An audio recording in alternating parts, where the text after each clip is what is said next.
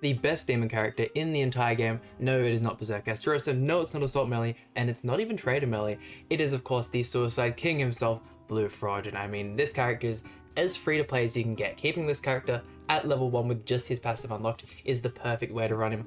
Unfortunately, by the time I'd already gotten him to level 60 and the 5-star awakening, I only just realized about his passive and, well, it was a little too late to go back, but sorry, the 6-star awakening, but oh well, he is still viable, and especially as more power creep happens, he will then start to weaken down a little bit more, but that's alright. If you guys know what the passive does, removes all debuffs and completely fills ultimate move gauge when the hero dies. So basically running the character with none of their cosmetics equipped and jumping over to the gear, having absolutely zero gear on the character, allows them to be as squishy as possible, therefore getting the full use out of that passive. And having him on a team with 2 other characters that have insanely strong ultimates, probably 2 of the strongest ultimates in the game, Melee especially, I'm sure we could get some crazy good victories today, especially good for cheesing some of those teams with a crazy amount of AoE cards, especially when 4v4 likes to roll around. People absolutely love using their Frog and Elizabeth teams, and there's honestly a lot you can do about it. There's so many people looking to run these super fun full AoE teams, people using characters like the Coinshot Barn, all that kind of stuff,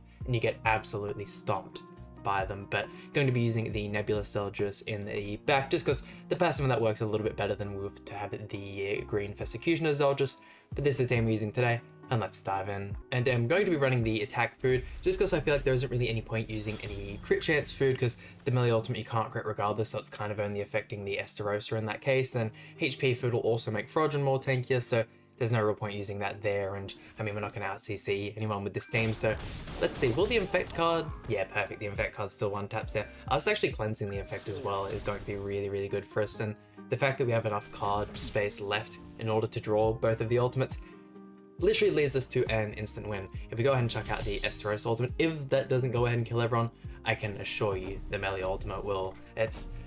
I mean, look, this is far too broken. The fact we actually have the Esterosa 3-6 as well also decreases their defense-related stats. There we go, and then we'll watch melee finish everyone else off, but yeah, look, there's going to be quite a few teams where they're just not going to be able to attack, and it's going to be easy wins for us. Look at that, the Demon Trio finishing us off here. And hopefully within the next week, we will get the ReZero collab rerun on the Japanese side, meaning it'll only be 4 or 5 days away until we got it on global. Man, I really hope, especially with the fact that it's been leaked and even teased a little bit, that we do get it in the next update. I really hope they don't push it back because collaboration is some of the most, if not the most exciting stuff we get in the game. I would say it's probably just a little bit more exciting than some of the anniversaries and whatnot we get. I don't know, man, some of the anniversaries can let us down, and having characters from different franchises, all that kind of stuff, visit Grand Cross and be a part of it is absolutely amazing. Let's see if we can get rid of East King here. King's quite a squishy character, so I might even go ahead and hold on to the AoE card, just on the off chance that King does survive. I mean, we'll probably get more damage out of the double single target cards anyway, but just in case he survived, I really wanted to have that on there in order to break the shield. Esterosa should be able to finish him off there. This is one of the main culprits of those teams where they are literally just littered with AoE cards and don't stand a chance. And that will also mean the release of 2 new characters, or at least 2 new characters for everyone that didn't get to experience the collab first time around for the, I think it was Echidna? Or I believe I'm pronouncing that wrong once again, and the Reinhard, but cannot wait to have those 2 in the game, and hopefully can get a couple more dupes for my Ramen Ren. I don't know, what's the other one? The Beatrice?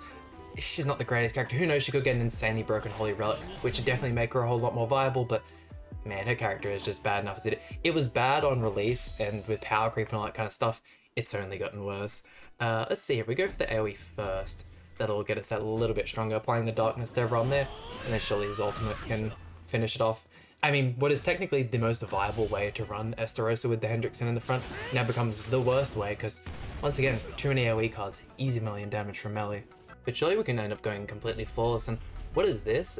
New Zeldris and Chandler in the front, not seeing either of the melees, which is always super rare, and getting the extra Frodron card once again, going to give us the ability to show off both the ultimates. I don't think there's any teams that be able to survive the 2 ultimates, especially since with melee, let's say if you were to come up against something like the Barn team, it removes buffs anyways, so it's still such a good spot there.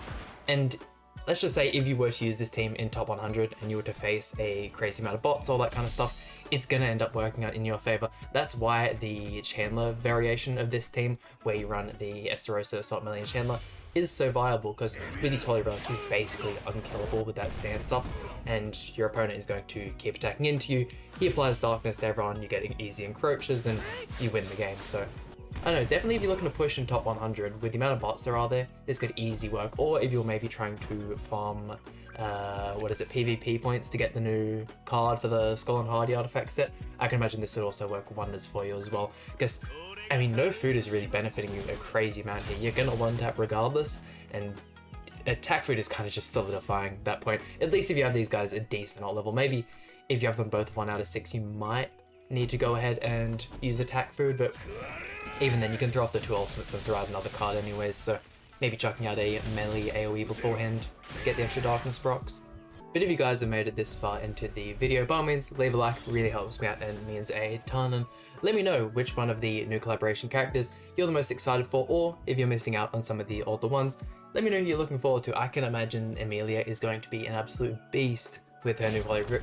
We haven't had any teasers on what any of the Holy Relics or even what any of the new character kits are going to look like, but man oh man, she already has enough utility built into her kit. I really hope they don't go towards a kind of power path and try and give her extra stats like they did with Ludo and Roxy's Holy Relics. If they give her more utility with that passive, she is going to be broken. The unknown team is really strong as it is, and we'll go for that, why not? Another clean one tap from Ellie, surely. I mean, look at the Pierce card alone. That is still so crazy how, maybe a little over 2 years ago, we had Blue Demon melee drop on the JP side, and once again, teams did not stand a single chance with him. You went first with that team with Blue Lilia and Jet Hauser in the front. They threw out 2 cards and they won the game. It was as simple as that, and this melee being completely reviving the Pierce card is so great to see. Man, really gotta remove the Est ult there. That's alright, we'll finish off with Esther cards anyway, but hey, I really like seeing that. I do wish the Blue Demon melee was a little bit viable. Man, if Netmarble, I know I can say this all the time and probably sound like a broken record, but if they could give some of the older characters stats buffs, it is such a missed opportunity. So many cool things could be done with it, and for a hot minute, it looked like they were going to do it. I know they absolutely did it for Ragnarok Barn, or just the regular Barn character for Ragnarok Barn's release, and I believe there was one extra character they did it for, but they do go ahead and buff old cards. Sometimes I suppose that does help, but there's a lot of cards that are simply just useless. I believe Charge is another one of those useless stats, just buffing or ignoring defense stats, whereas there is the Power Strike, which is a whole lot stronger. I could imagine I'm getting those 2 right, but I don't know, just removing other stuff like that, or even buffing the percentages on them. I don't know, there's definitely a lot they could do. The Captain Meliodas, I feel, was the first massive miss where they released him. He had terrible CC. He had cards, at least he had card effects, but his several single target cards still didn't crit due to how terribly bad his regular stats were, so I don't know, man, massively missed opportunity, Netmarble.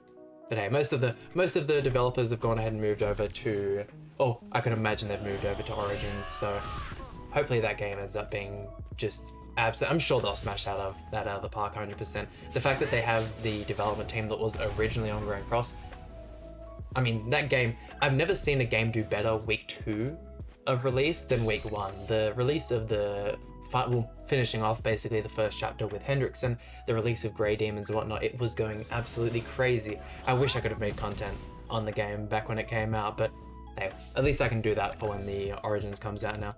Look at this card draw as well. Go for that, easily finish off the month. I think we did actually end up rematching the guy there, I'm not too sure. It was pretty much the same team. I've kind of been rambling on here, so haven't been paying a crazy amount of attention. We've been absolutely steamrolling all of our opponents though. Yeah, super keen for Origins to release. Definitely going to be doing videos on that as well. And I would like to make videos on other gacha games and maybe try to make little series, all that kind of stuff. Even just like little character series based on, you know, all the places where you can use the character, their history, all that kind of stuff. But I really just don't end up having the time for that kind of stuff. Work and traineeship, all that. It takes up a lot of time. But here we go, final match. Another Estarossa team. Never been more happy to be out CC'd in my life. We can show this Hendy user who's who. Really not a fan of this Estarossa costume though. It's cool that they gave all the Demon Brothers the same kind of outfit. You can rock them all in the front with the same thing, but I don't know, man, it just doesn't look good on Estarossa. The model's kind of funny. I reckon his SSR outfit goes so hard. You guys will see me rocking that one in pretty much every single video of his, what, for the past 2 weeks now? I don't know, Eric looks so much better. Targeting our Estarossa. We could probably lifesteal it back to full with all the cards we got. And thank God the fact he isn't running the, what's the word I'm looking for? The Sigurd build, because we would be in massive trouble there. Bro's rocking evade food though. Oh no. Oh no, oh no. That means we definitely don't kill. Yeah, if I don't know that, I would have gone full send on the Estarossa cards. We would have done a little bit more damage. I mean, he did get a little bit more life. We could have got more life still in that fact, and it also would have given us more damage. The melee's super underwhelming without all of his buffs. Let's see, surely he just drew no extra Estarossa cards, and we can have him throw out a couple AoEs here. See what he's going to do there. It looks like it surely didn't get full 3 Estarossa cards. Oh no, we might just be done for. Surely not, right? What is that card RNG? He literally gets the chance to draw 2 extra cards and they're both exactly what he wants. Oh man. Oh, and he gets a 3rd? Yeah, I don't know about that one, buddy. I don't know about that one, buddy. Hold on. Did we just win? I think the bot might have auto-targeted him instead because he had the lower stats. Does our melee just wipe here? Does 5-6 melee get the job done? Oh, of course he does. What a perfect way to wrap up the video. And we get the 4-4. I mean, going completely flawless. I said at the beginning, what? God damn, man. The cherry on top. Thank God. Him having the lower stats, it went ahead and targeted the Hendrickson? Fraudrin, yes, not Hendrickson.